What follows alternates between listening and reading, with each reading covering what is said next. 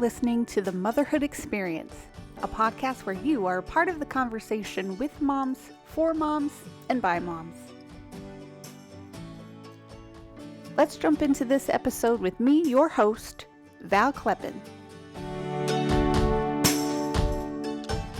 Hello, everybody. Welcome back to the Motherhood Experience podcast. We are entering into our 4th month of these podcast episodes, which totally blows my mind.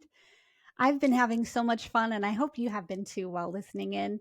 Today's guest is someone who I have come to know professionally first and personally through that process. It's actually my chiropractor from right here in the middle of nowhere, South Dakota. It turns out that we both have ties back to Barnesville, Minnesota. So if you're one of my 2 listeners back in Barnesville, Brittany and Jenna, hello. We've got roots right here in the middle of South Dakota. We've got roots to Barnesville. And so I am excited to introduce to you my guest and friend and chiropractor, Dr. Jess Buhler.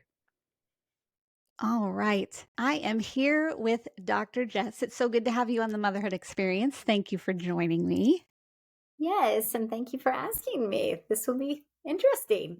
Yeah, and indeed. hopefully valuable for anyone who chooses to listen. Yes, I have no doubt about that. That's why I'm excited that you agreed to be a guest on the podcast. And I start every episode with the mom sharing the ages of their children and the stage of motherhood that they're in. So I'll go ahead and have you start with that. Okay, so we have from 17 to a 5-year-old. So we have a lot of ages and stages there to explain because we have a 17, 15, 13, and almost 11-year-old, and then just turned 5-year-old. So we have all the fun and excitement of preschooling and the joy and wonder of being little. And then we have the teenagers and the almost ready to leave the house, my parents know nothing stage. So that totally preps mom and dad for them to leave as well. So it's kind of a mutually beneficial stage, I think, for everyone. But yeah, so we have one boy in the middle, 2 girls, and then a boy, and then 2 girls again. Oh, I love it. Yeah. I didn't realize you had one so young. I think I knew about the 4 older. So you were right. I was going to learn a lot about you. Yeah. And so how you and I know each other, so far all of the guests have been people who I know and are familiar with personally. And when we moved to South Dakota, I was looking for a chiropractor, and you came recommended to someone who lived in our town. And I went to your office, made an appointment based on that recommendation, and we were talking about Minnesota, and your sister lived in this small town, and I was like, oh, it's a small town. And you said Barnesville, and I was like, I just moved here from there. You're kidding me. So that was kind of cool. And there is something in your chiropractic office, actually, that I would love to hear the story behind. And it's a picture of, I think, is it 3 generations? Your grandmother's hands, your mom's hands, and your hand on, or is it 4 generations in the picture? Yeah. So I do have a 4-generation one that we took those when our oldest was 2. And so I do have some with her hand too, but she's moving in most of them. So the one on the wall has 3 generations, but yes, it's my mom, my mom's and my grandma's. So we were taking generational pictures. Obviously the normal traditional face pictures too, right? But yeah. I wanted a picture with hands for that wall, a generational hand picture. So we did girl ones, and then there's one that looks like just a baby sleeping, which is actually Henry when he was a baby, and my husband is holding him, and then his dad and his grandpa's hands are coming in from the sides, which when you just glance, you don't even notice that it's a generational hand picture because it just looks like a picture of a little baby. But you'll have to look for that one too. Yeah, I definitely will next time. Definitely will. So how did you decide or determine that chiropractic care was what you wanted to pursue? So I had 2 really awesome female science teachers in junior high and high school. that were very inspiring to me. And I kind of fell in love with not necessarily science in general, but human science. So, all things humans, I loved and was so intrigued by the human body. So, I decided to pursue biology. Mm-hmm. And close to the end of that degree, I had my, oh golly, the guy that helps you decide what you're going to do with that degree. It was one of my Okay. professors, and he was like, "So, what are you going to do with this biology degree?" And he kind of started listing things off, and none of them seemed interesting. And I mean, that question of like, what are you going to do with the rest of your life? For me, I think started when I was like a junior, and now they start that in like sixth, seventh grade. They want these kids to kind of think about what they're. I'm like, man, I still don't know what I'm doing with the rest of my life. I'm just doing whatever he guides me to do, right? But so anyway, he kept giving suggestions, and he's like, "Oh, well, and you know, he suggested chiropractic. I said all I really knew that I wanted to do was I knew I wanted to have a big family. And he's like, Mm. "Well, all the things I'm suggesting for you are not really that great for a big family because you're kind of married to a facility, some kind of medical field position, OB, oncology. I um, tutored a lot of other students and excelled in school. So he, had a lot of ideas for me. So chiropractic, he was like, that would be, have you ever thought of chiropractic? You could have a big family and do that. You could be your own boss. And, there's a lot of flexibility with chiropractic. And so I went home and I'm like searching about what is chiropractic because I didn't really know that much about it. I'd been to with my parents a few different times where they were miserable and could not walk. And Sure. my memories of a chiropractor were a lot like the okay, take a deep breath in and then like somebody's gonna die, can't walk in, barely walk out. Like they weren't great. So, Yeah. but in my research of like, well, what is chiropractic? It was like, man, this is all physiology and anatomy and everything that I loved. I like genetics and embryology. I really loved embryology. So yeah, it was mostly because I wanted a big family and it fit with that. I had never even been adjusted before I went to chiropractic school. No kidding. Hmm. Wow. Wow. Yeah. Okay, so you started going to chiropractic school. You're working on becoming licensed. And when did you get married, start a family in that whole journey? So I finished my undergrad in 3 years. I took a ton of credits because I loved it. I was like, I just loved that. So I graduated in May. We got married in June, and I started chiropractic school in August. And so we'd been married for 2 years before we had our first baby. And what was funny is we had some friends that were struggling getting pregnant at the time. And we're like, well, we knew we wanted to have kids. And so we're like, well, maybe we should start trying and, in case it takes a while. And it didn't. So, which is a blessing too. So, Yeah. anyway, we had her and then I graduated about a year and a half after that. So was pregnant with her with almost all of my boards and had a small one when other than being pregnant, either was pregnant or had a baby with all my boards. Oh, how funny.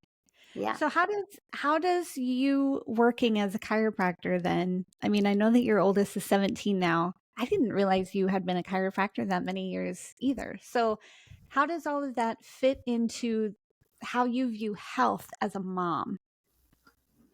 Yeah. So, you know, um, I think I've maybe mentioned to you that too. I feel like once you start going into the realm of natural things, you sort of like dive yourself down this rabbit hole. And I always joke around with people. It's like you don't just wake up one day and all of a sudden you're like this hippie mom and you do all these things. You just kind of keep building on each other. And I feel like Mhm. chiropractic was maybe that opening into the natural world of things. Not that I was really unnatural before that.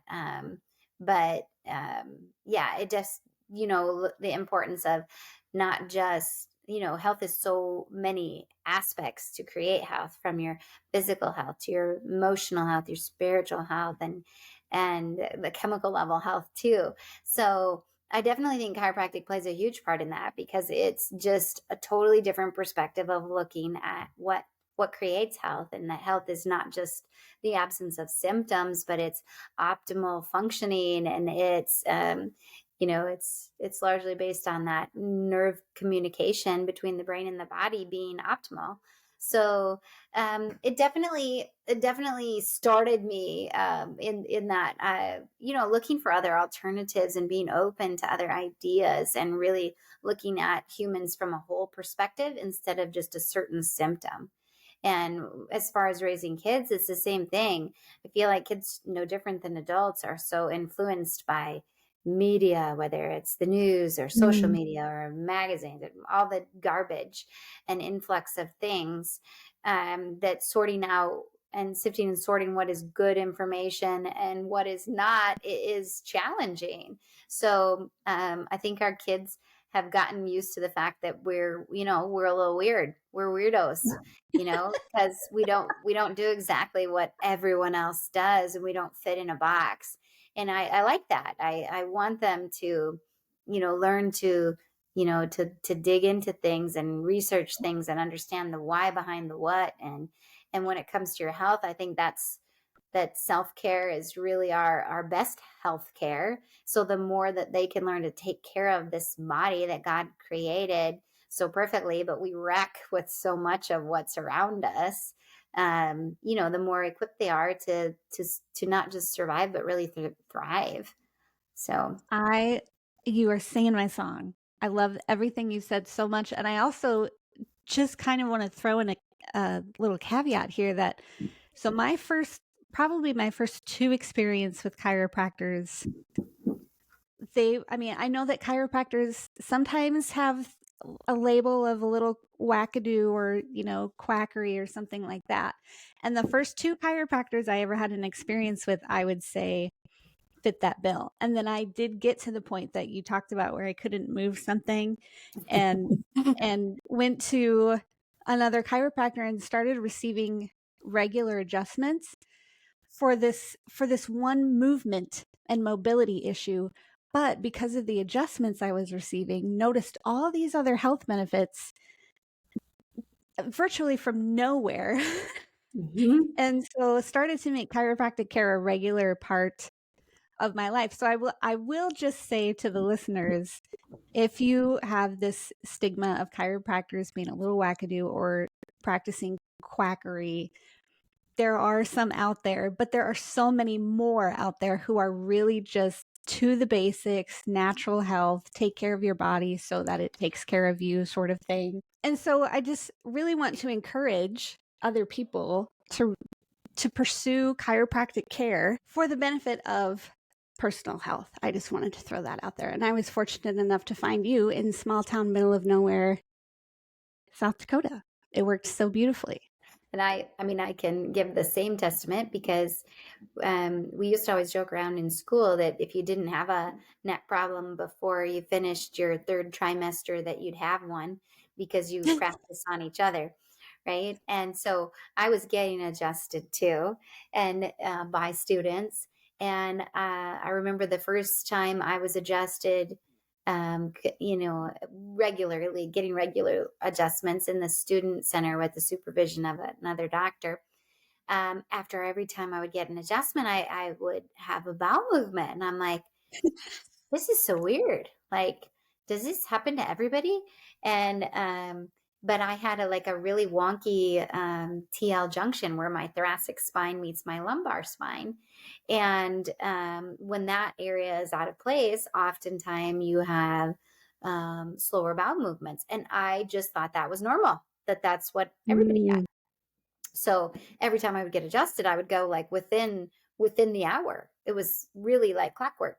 And then now that regularly adjusted, obviously everything is normal and regular, and my regular is normal actually, instead of like, 5 to 7 days of a bowel movement. It's every day, at least once a day, you should be having a bowel movement.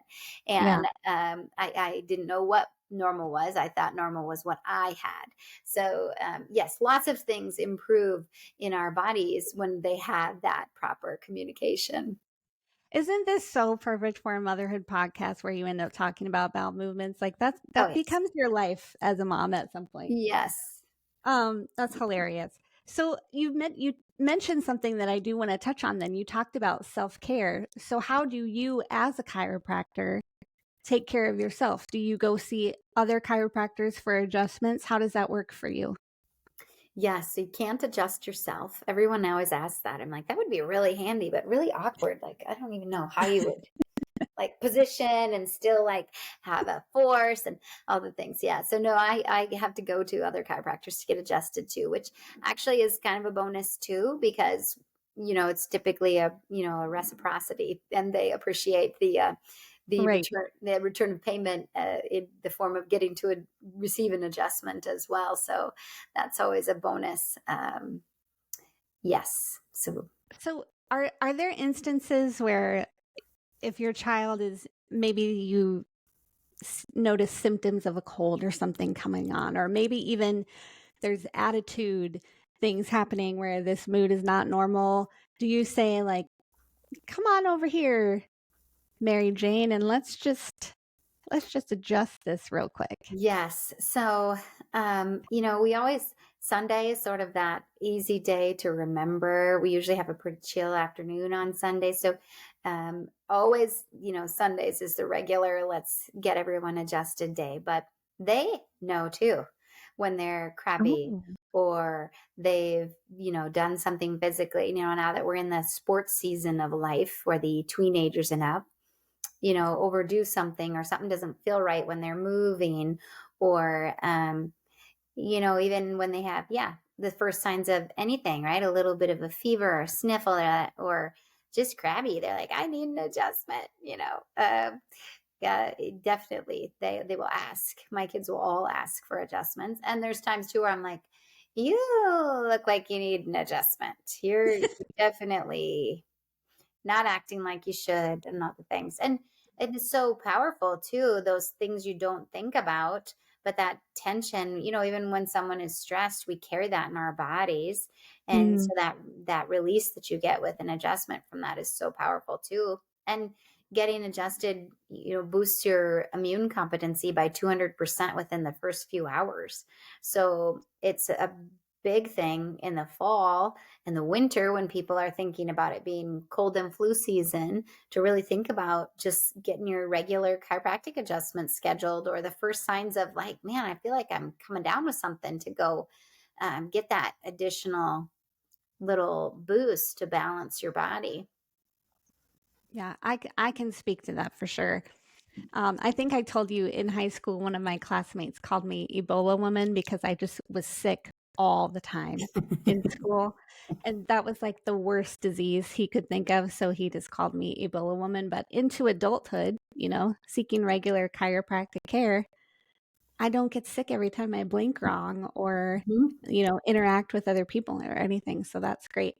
And what about your husband too? Because he's a farmer, he's out, roughing it all the time. What does he think about you being a chiropractor and giving him adjustments and stuff? Does he swear by it as well?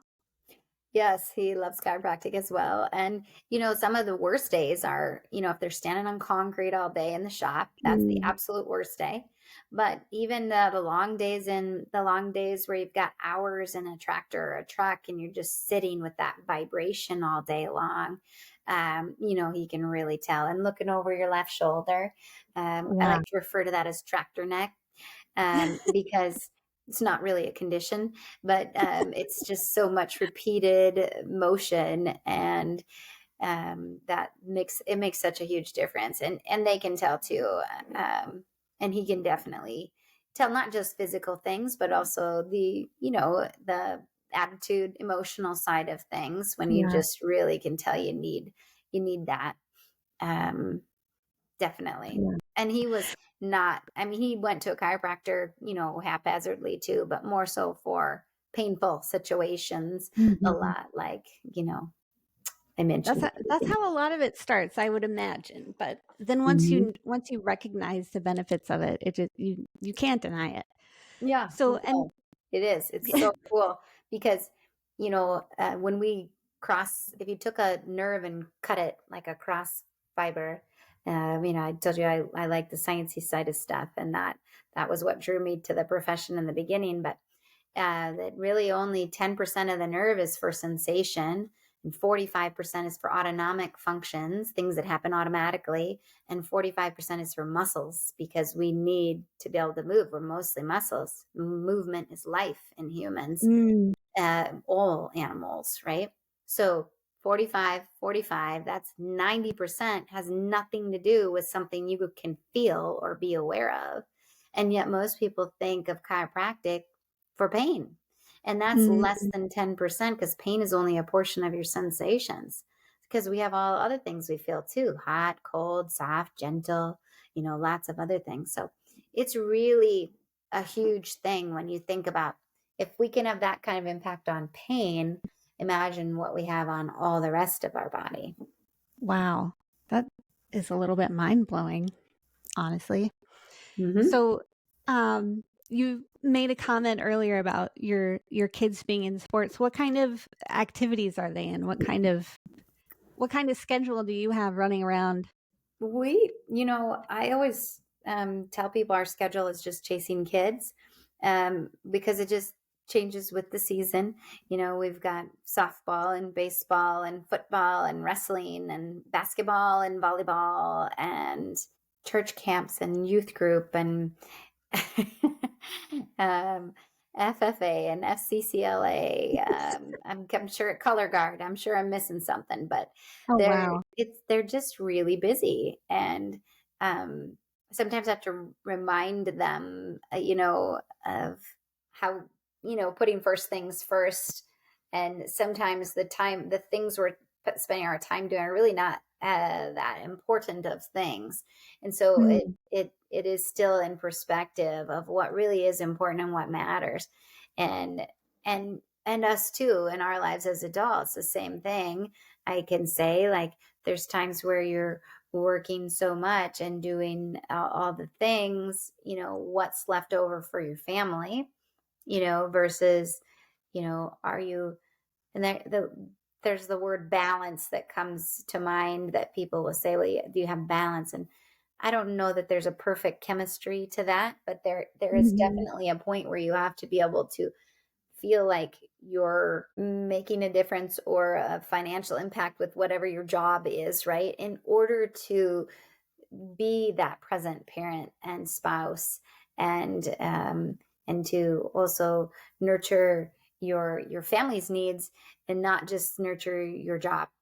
And so there is this fine line of figuring out where that is for you, and then going with that priorities first. If I tell you that that that God and Jesus are first for me, and then my spouse and my children, and then my job and my community as a whole is that next category, well, I sure as heck better be putting my priorities in that order, mm, um, and doing it, living it. And if I'm not mhm, living it, I cannot tell you to do it either. So mm. there's that. That's so true. And so such a powerful reminder too, because a lot of the times we get caught up in the schedules and the activities, and no matter what our priorities are, it we're just going to go Hmm. Hmm. because we have places to be and we forget about really prioritizing and majoring in the majors, I guess, Yes. as it were. Such a good Yes. reminder. So with your kids, and that was a long list of activities.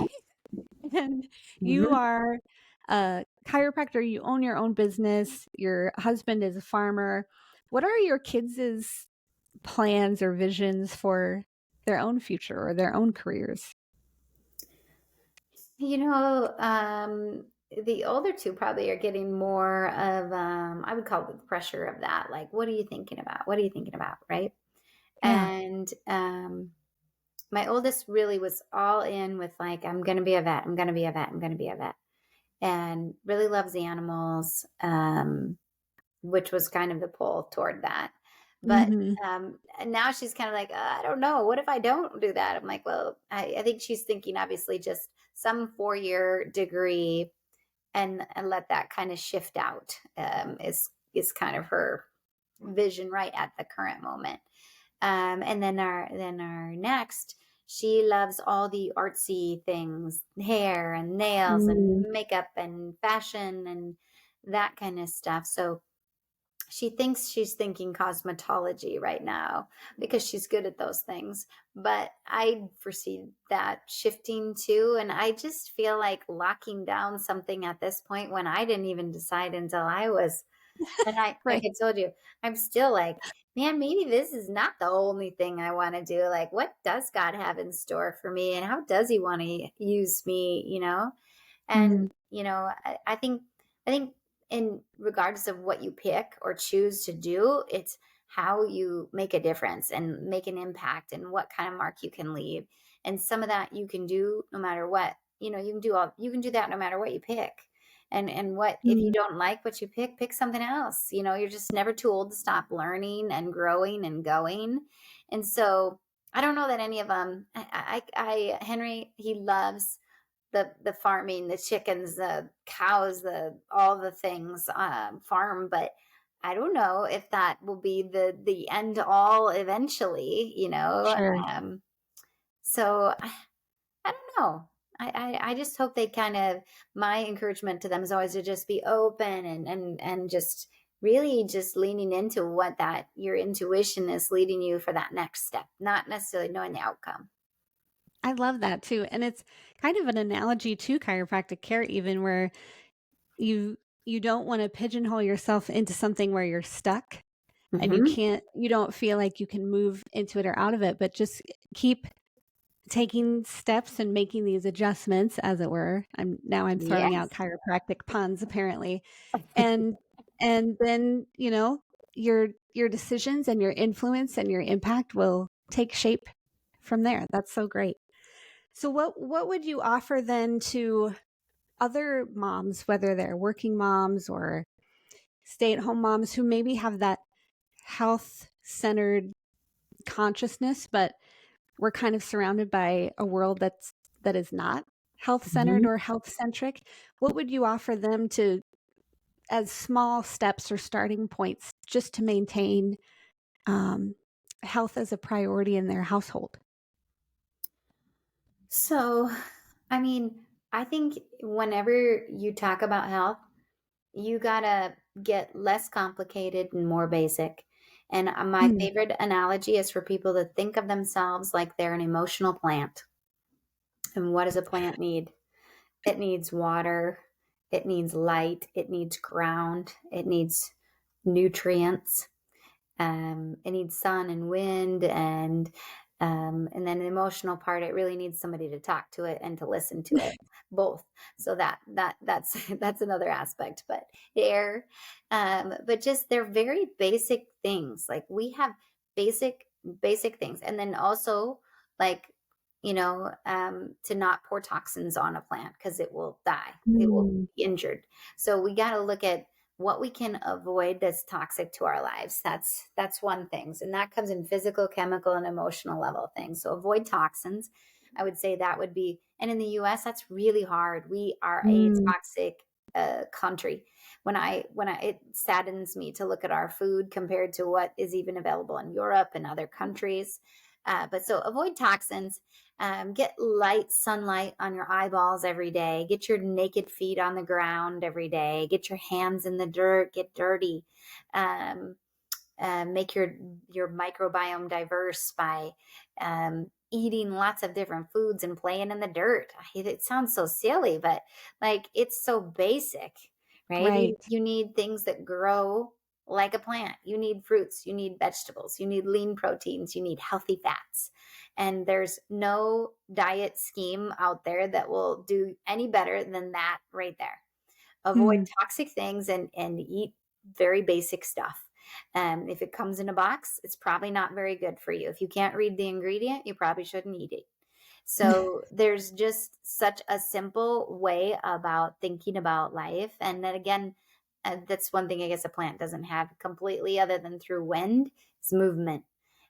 We were made to move. And the moment we stop moving, the closer we are to death. I mean, Mm. the death is the absence of movement. It's when life leaves us. So moving every day, getting that sunlight, breathing fresh air, playing in the dirt, avoiding toxins. It's just emotional plant. And what's funny is people will think, well, what does a human need to survive? And then they get real sciencey and they start throwing out stuff that's like they don't even know what they're talking about. But when you ask them what a plant needs to survive, they can figure that out and they can list off six of the basic needs in not even 10 seconds. And Mm. we humans are not a lot different. We think we are, but we have basic needs that are just like an emotional plant.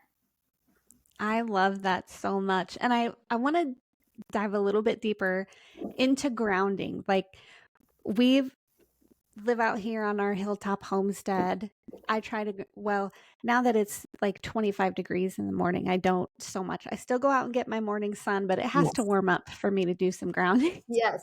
I'm with you. I But what, have a grounding mat. right. So what is the significance of grounding? Because talk about it. I get kind of the side eye, like, oh, okay, you're one of those little nature lovers. But of course, they think it's more wackadoo than just loving nature. But what is explain the significance of grounding because it has such tremendous benefits and it's so Mhm. simple. It's free for everyone. You just stand Yes. barefoot outside. Yes. But why is it so important? So we are energetic beings. We have an energy frequency. Everything does. And I mean, it serves to stand that God would create our our energetic surface as a really healing energy. And it's where we come from. It's where we return to. And Mm. it's a really high energy frequency. And so when we put our energy transfers from one thing to the other. When we put our energy on it, we start to vibrate at that frequency and that frequency comes up through us. That's the simplest way to think about it. It's so simple. And they make grounding mats, but they cost you something. You can find them pretty cheap. I like to have mine on my bed for when I'm sleeping. You can put them under Mm. your feet when you're working. They just need to be on your naked skin. It's still not as good. I mean, I have one. Obviously, I sleep with it, so I like it, but it's not as Yeah. good as the real deal. But yeah, where we are and it's freezing, yeah. This mama has to be really convinced to go freeze her buns off to do it. But Yeah. yes, it's such a cool frequency. And what happens when you get that sunlight on our eyes first thing in the morning and it goes away at night? Um, and we get sunlight often throughout the day, is it resets our mitochondria, our electron transport chain, and we actually sleep good and we have good sustainable energy and we establish a circadian rhythm where our body says, oh, this is how I wake up and that's how I go to bed. Again, just so basic, so basic. Hmm.